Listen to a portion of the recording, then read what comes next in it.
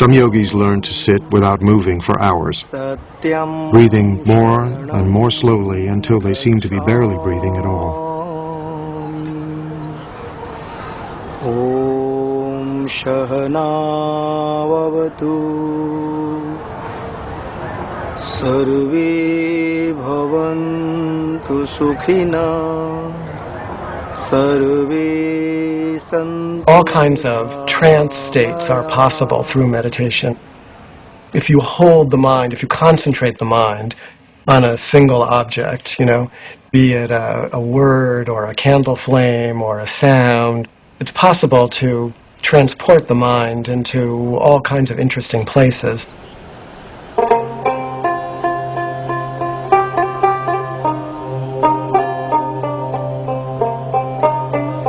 The person who was to become the Buddha was very good at all those practices. He was a super student, doing these practices, taking them to their limit, and no matter what he did in these practices, he was still stuck in the pain that he set out with. He ascends to these very rarefied states of consciousness, but it's not permanent.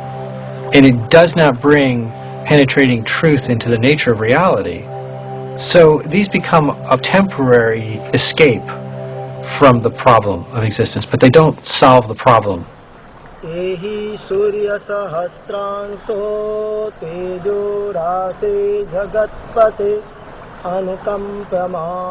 Siddhartha apprenticed himself to another popular guru, but the results were the same. The thought occurred to me, he said later. This practice does not lead to direct knowledge, to deeper awareness. Disenchanted, he left this master too.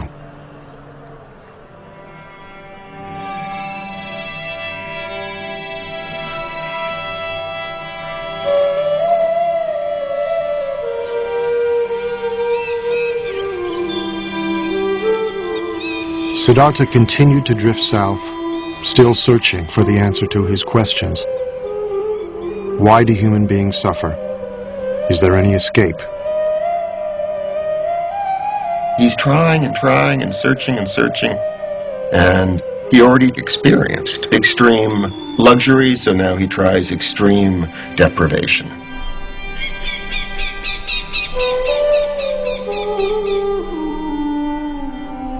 Among the renunciants, asceticism was a common spiritual practice, punishing the body as a way to attain serenity and wisdom. Siddhartha fell in with 5 other ascetics, and soon was outdoing them in mortifying the flesh, subjecting his body to extremes of hardship and pain.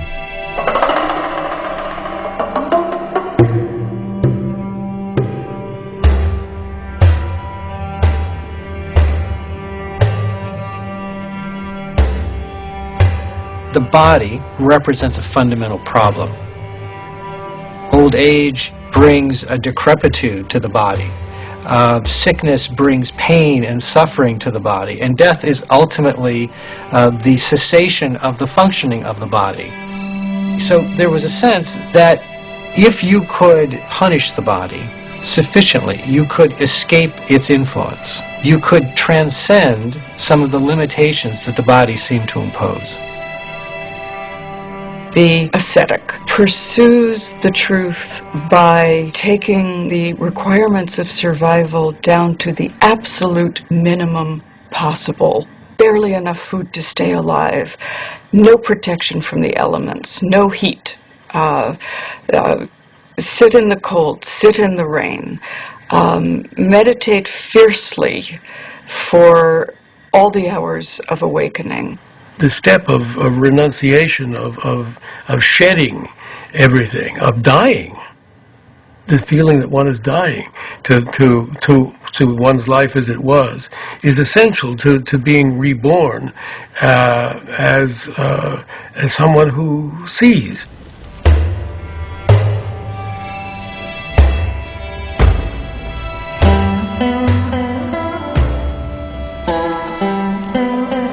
Ascetics can still be seen in India, firm in the belief that by subduing the flesh, they can gain spiritual power. सत्य क्या है? एक time पूजन लेने से 24 घंटे में एक सेकंड अपने को प्रत्यक्ष बता देता है कि सत्य क्या है. हाँ, छोड़ दिया दुराचार, सुराव बंद. इसलिए सोचता हूँ कि हर चीज मोह नहीं रखता. ये मार्ग से ये मार्ग जो आगे बढ़ने के लिए इसमें मैं मोह नहीं रखता. मोह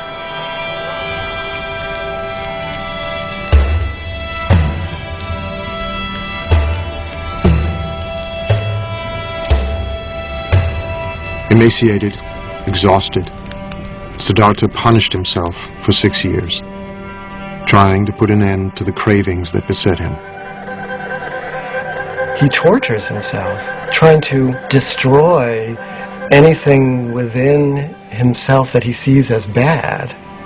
The spiritual traditions of that time said you can be liberated if you eliminate everything that's human, everything that's coarse and vulgar, every bit of anger, every bit of desire. If you wipe that out with force of will, then you can go into some kind of transcendental state. And the Buddha tried all that, and he became, the most anorectic of the anorectic ascetics. He was eating 1 grain of rice per day. He was drinking his own urine. He was standing on 1 foot. He was sleeping on nails. He did it all to the utmost.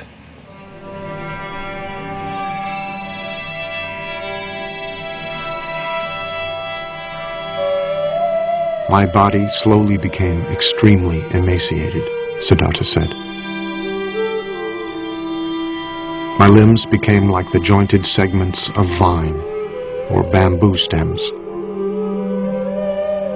My spine stood out like a string of beads.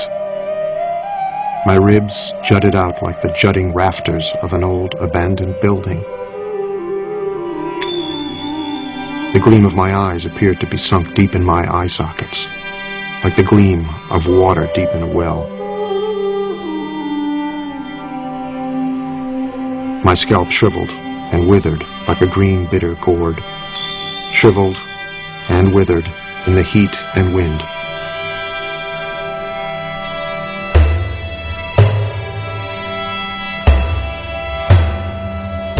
What he was trying to do was pushing his body to the most extreme that he could.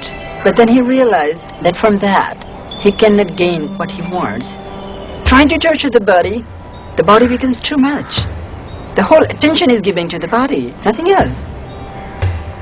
He surrendered himself completely to the hard training that he was given.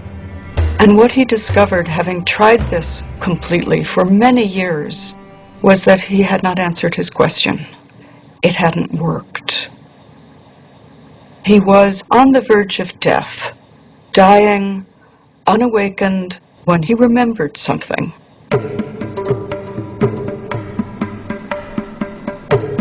He remembered a day when he was young and sat by the river with his father, and the perfection of the world as it was simply gave itself to him.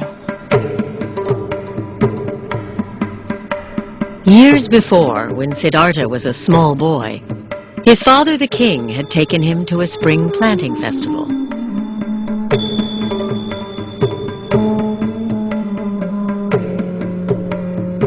While he watched the ceremonial dancing, he looked down at the grass.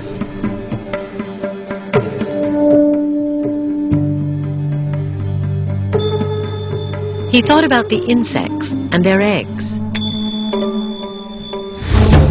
destroyed as the field was planted. He was overwhelmed with sadness.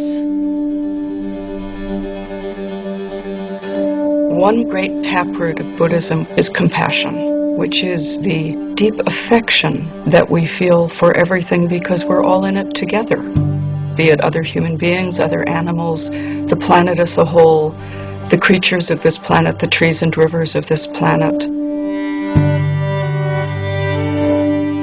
Everything is connected.